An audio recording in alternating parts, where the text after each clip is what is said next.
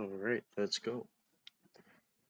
When in the course of human events it becomes necessary for one people to dissolve the political bands which have connected them with another, and to assume among the powers of the earth the separate and equal station, to which laws of nature and nature's God entitle them, a decent respect to the opinions of mankind requires that they should declare the cause which impel them to the separation. We hold these truths to be self-evident, that all men are created equal, that they are endowed by their Creator with certain unalienable rights. That among these rights are life, that among these are life, liberty, and the pursuit of happiness. That to secure these rights, the governments are instituted among men, deriving their power just from the from the consent of the governed. That whenever any form of government becomes destructive of these ends, it is the right of the people to alter or to abolish it, and to institute new government, laying its foundation on such principles and organizing its powers in such form as to them shall seem most likely to affect their safety and happiness. Prudence, indeed, prudence, however you say that word, indeed, will dictate that governments, long established, should not be changed for light and transcend causes, and accordingly, all experience hath seen that mankind are more disposed to suffer, while evils are sufferable, than to right themselves by abolishing the forms to which they are accustomed. But when a long train of abuses and supensons pursuing invariably the same object, evident a a evenness, a design to reduce them under absolute despotism. Despotism. It is their right, it is their duty to throw off such government, and to provide new guards for their future society. Such has been the patent sufferance of these colonies, and such is now the necessary which constrains them to alter their former systems of government. The history of the present King of Great Britain is a history of repeated injuries and aspirations. And that's how I'm going to pronounce the word. All having an indirect object, the establishment of an absolute tyranny over these states. To provide this, let's facts be submitted to a candid world. He has refused his assent to laws the most wholesome and necessary for the public good. He has forbidden his governors to pass laws of immediate. Oh, what's my phone? Oh, there's my phone. Alright, give me 1 second. I'm checking something. I need to check something. It's very important. Hold on.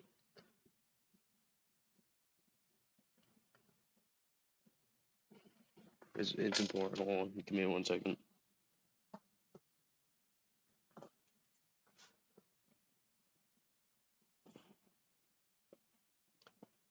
Alright.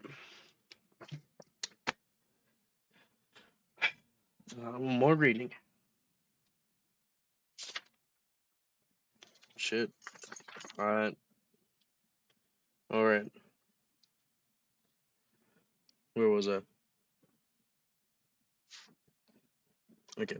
He has forbid his governors to pass laws of immediate and pressing importance, unless suspended in their opinion, till his assist should assistant should be obtained. And when so suspended, he has utterly neglected to attend them. He has refused to pass other laws for accommodation of large districts of people, unless those people would relinquish the right of representation in the um, leisure legislative legis, legislator, a right inestimable to them and formidable to tyrants only. He has called together legislative bodies at places unusual, uncomfortable, and distinct from the repository of their public records, for the sole purpose of fatiguing them into compliance with his measures. He has dissolved representative houses repeatedly for opposing with main, manly firmness his invasions on the rights of the people. He has refused for a long time after such dissolutions to cause others to be elected, whereby the legislative powers, incapable of annihilation, I'm going to say annihilation, have returned to the people at large, for their exercise the state remaining, in the meantime, exposed to all the dangers of invasion from without, and convulsions within. He has endeavored to prevent the population of these states for the pursuit for the proposed obstructing the laws for nationalization of foreigners, refusing to pass others to encourage their hold on. Hey dog, no, don't eat that. Don't eat that. Okay. Back to this. Shh. For I'm just going to start in place. For the exercise the state remaining in the meantime exposed to all the dangers of invasion from without and convulsion within. Stop eating stuff, dog.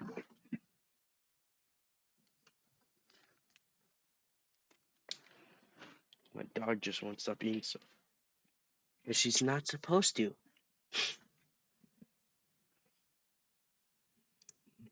He has instructed the administration. Wait, no.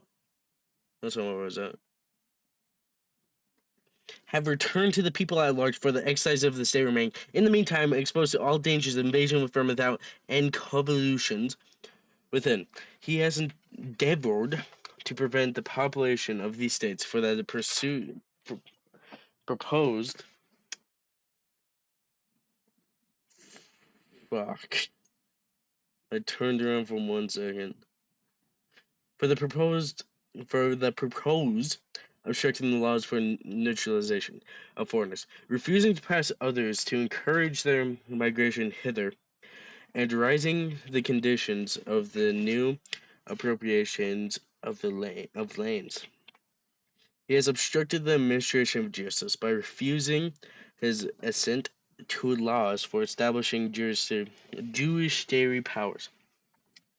He has made judges dependent on his will alone, for the tenure of their offices and the amount of payment of their salaries. He has elected a multitude of new offices, and sent hither swarms of officers to harass our people to eat their substance. He has kept among us in times of peace standing armies without the consent of our legislators. He has affected to render the military independent of and superior to the civil power. He has combined with others to subject us to jurisdictions foreign to our constitution and unacknowledged by our rights, giving his assent to their acts of pretended legislation for quartering large bodies of armed troops among us, for protecting them by a mock trial, from punishment for any murders which they should commit on the inhabitants of these states. Where am I? for killing off our trade with all parts of the world, for imposing taxes on us without our consent, for depriving us, in many cases, of the benefits of trial by jury, for transporting us beyond seas to be tired for pretend offices, tried for pretend offices, for abolishing the free system of English laws in a neighboring province, establishing therein an arbitrary government, and enlarging its boundaries so as to render it at once an example and I need to log into my phone again. Right there. All right. Um. Uh. And enlarging its boundaries so as to render it at once an example fit instrument for introducing the same absolute rule in these colonies, for taking away our changes, abolishing our most valuable laws, and altering fundamentally the forms of our government.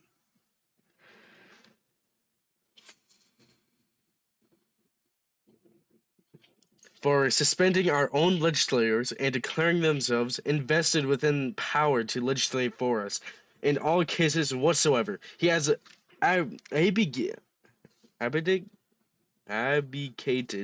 government here by declaring us out of his protection and waging war against us. He has plundered our seas, ravaged our coasts, burnt our towns, and destroyed the lives of our people.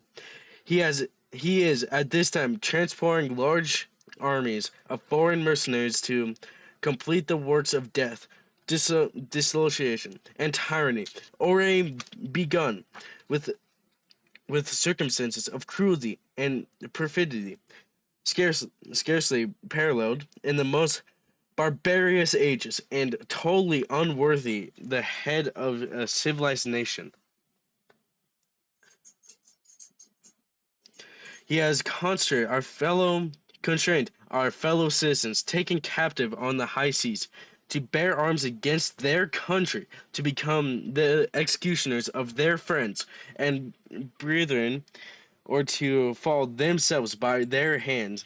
He has excited domestic insurgents amongst us, not among us, amongst, and has endeavored to bring on the inhabitants of our foreign frontiers, the merciless Indian savages, whose known rule of warfare is to undistinguished destruction of all ages, sexes, and conditions.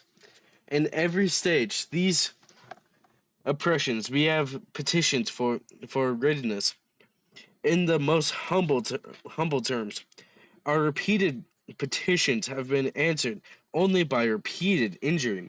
A prince whose character is thus marked by every act which may define a tyrant is unfit to be the ruler of a free people.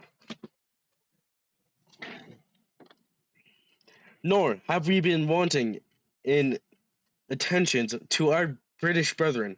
We have warned them from time to time of attempts by their legislative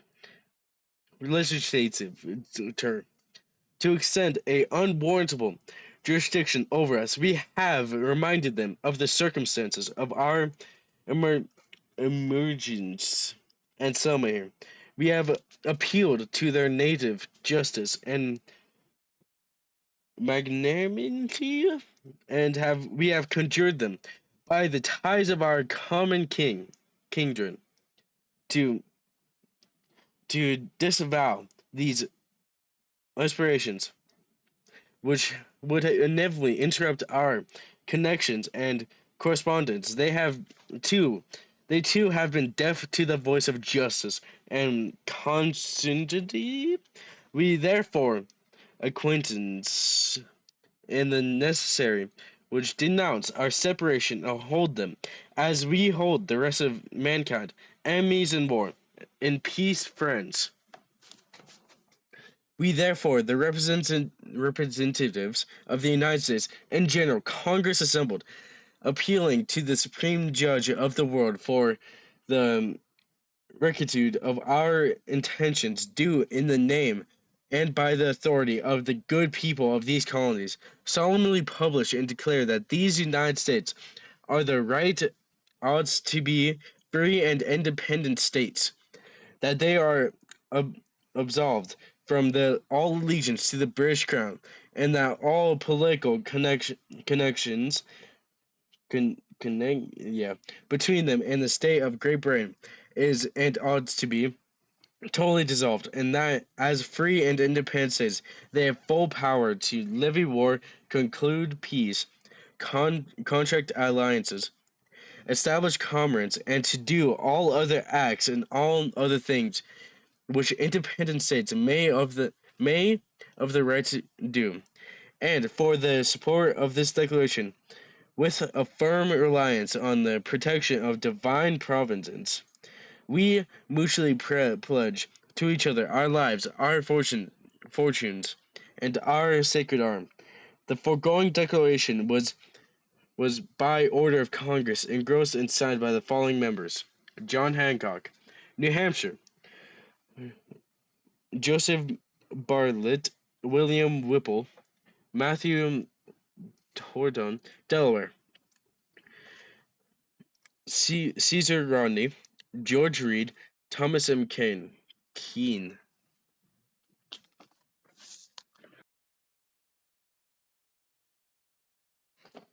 Massachusetts Bay: Samuel Adams, John Adams, Robert Trepine, Elbridge Gerry. Maryland: Samuel Chase, William Paca, Thomas Stone, Charles Carroll of Carrollton. Rhode Island: Stephen Hopkins, William Early.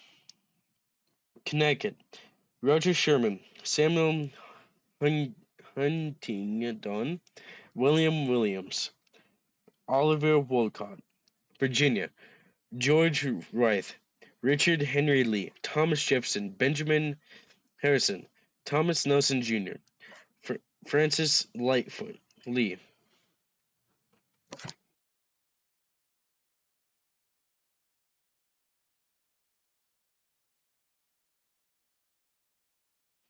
Thomas Jefferson, Thomas Nelson Jr., Francis Lightfoot Lee, Carter Braxton.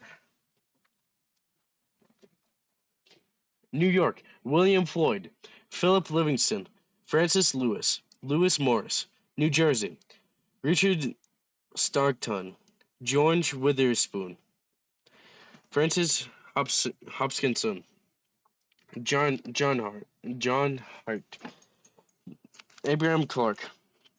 Pennsylvania: Robert Morris, Benjamin Rush, Benjamin Franklin, John Morton, George Clymer, James Smith, George Taylor, James Wilson, George Roche.